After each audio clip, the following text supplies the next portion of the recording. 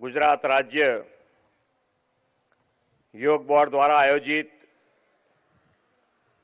આંતરરાષ્ટ્રીય યોગ દિવસ અંતર્ગત રાજ્ય કક્ષાના કાર્યક્રમમાં આપણી સૌની સાથે મંચ ઉપર ઉપસ્થિત ગુજરાત વિધાનસભાના સન્માનીય અધ્યક્ષ શ્રી શંકરભાઈ ચૌધરી, યોગ બોર્ડના અધ્યક્ષ શ્રી શિષપાલજી, જિલ્લાના અધ્યક્ષ શ્રી કીર્તિસિંહ વાઘેલા, પૂર્વ સાંસદ શ્રી પરબતભાઈ પટેલ, મારા સાથી ધારાસભ્ય શ્રી અનિકેતભાઈ ઠાકર, શ્રી પ્રવીણભાઈ માળી, શ્રી લવિંગજી ઠાકોર, શ્રી માવજીભાઈ દેસાઈ, શ્રી કેસાજી ચૌહાણ, અગ્ર સચિવ શ્રી અશ્વિની કુમારજી, બીએસએફના આઈજી શ્રી અભિષેક પાઠકજી, કલેક્ટર શ્રી, ડીડીઓ શ્રી, ઉપસ્થિત અધિકારીગણ, સૌ જવાનો, ઉપસ્થિત સૌ નાગરિક ભાઈઓ બહેનો, પ્રેસ મીડિયાના મિત્રો, સૌને મારા નમસ્કાર. આપ સૌને આંતરરાષ્ટ્રીય યોગ દિવસની શુભકામનાઓ પાઠવું છું. વિશ્વ નેતા અને આદરણીય વડાપ્રધાન શ્રી નરેન્દ્રભાઈ મોદીએ આપણી સંસ્કૃતિની દેન યોગને સમગ્ર વિશ્વમાં ઓળખ અપાવી છે. વિશ્વ આખું આજે 21મી જૂને યોગમય બન્યું છે. આજે યોગ માટે આપણી સાથે નડાબેટના 0 પોઈન્ટ ભારત પાકિસ્તાન બોર્ડર ઉપર મોટી સંખ્યામાં સહભાગીઓ અને રાજ્યભરમાં વિવિધ સ્થળોથી જોડાયેલા સૌને નિરામય જીવનની શુભકામનાઓ પાઠવું છું.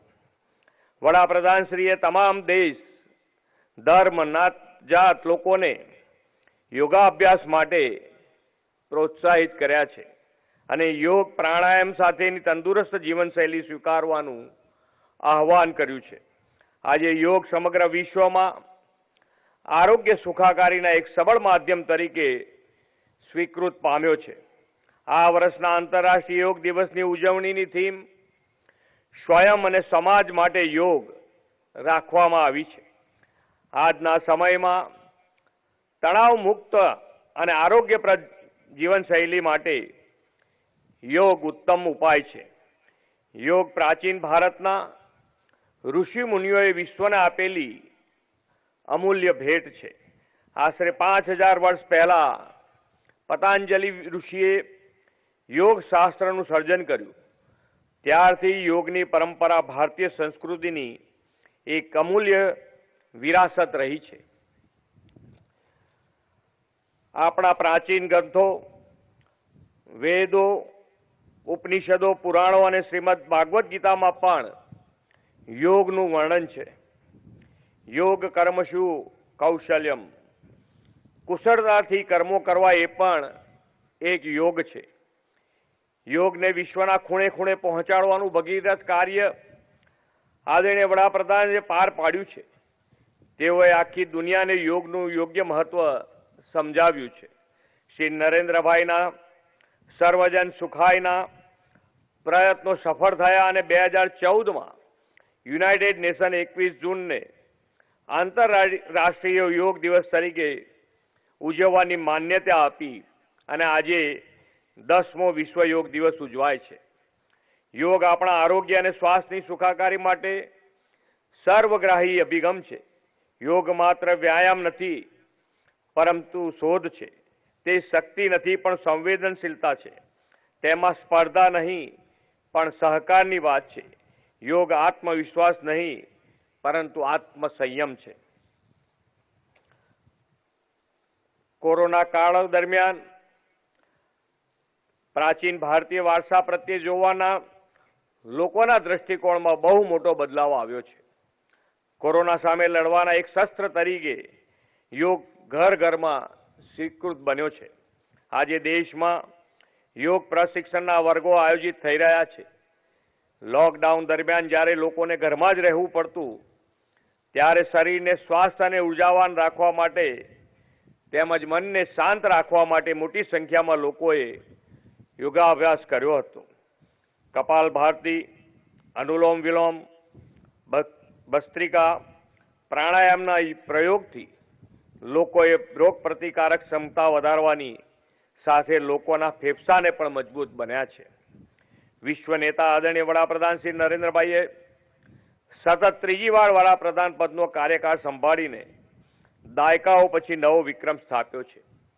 સૌનો સાથ, સૌનો વિકાસ, સૌના પ્રયાસ અને સૌના વિશ્વાસથી વડાપ્રધાનશ્રીએ ભારતને વિશ્વ મિત્ર બનાવવાના સંકલ્પ કર્યો છે. આદરણીય વડાપ્રધાનશ્રીએ પ્રેરણાથી યોગ દિનની ઉજવણી માટે આખા ગુજરાતમાં 1.25 કરોડથી વધારે લોકો યોગ દિવસની ઉજવણીમાં જોડાયા છે. વડાપ્રધાનશ્રીના યોગને વિશ્વવ્યાપી બનાવવાના સંકલ્પને સાકાર કરવા રાજ્ય સરકારે ગુજરાત રાજ્ય યોગ બોર્ડની રચના કરી છે અને તેના માધ્યમથી યોગનો વિશાળ પ્રમાણમાં પ્રચાર પ્રસાર થઈ રહ્યો છે.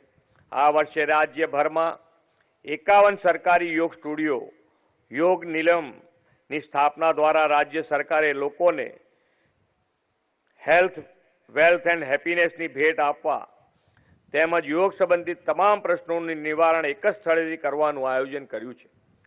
ગુજરાતના છેવાડાના માનવી સહિત દરેક માનવી સુધી યોગને પહોંચાડવા માટે રાજ્ય સરકાર કટિબદ્ધ છે. આદરણીય વડાપ્રધાન શ્રી નરેન્દ્રભાઈ મોદીના નેતૃત્વમાં દેશ જ્યારે સર્વાંગી પ્રગતિના પથ પર અગ્રેસર બન્યો છે ત્યારે યોગની આ પ્રાચીન પરંપરા એ હવે જન આંદોલન બની છે. યોગનું આ જન આંદોલન દેશ અને દુનિયામાં સમગ્ર માનવજાત માટે નિરામય જીવન અને સ્વાસ્થ્ય સુખાકારીની પહેલ બની રહેશે એવા વિશ્વાસ સાથે વિરમું છું. ભારત માતા કી જય. વંદે માતરમ. જય જય ગરવી ગુજરાત.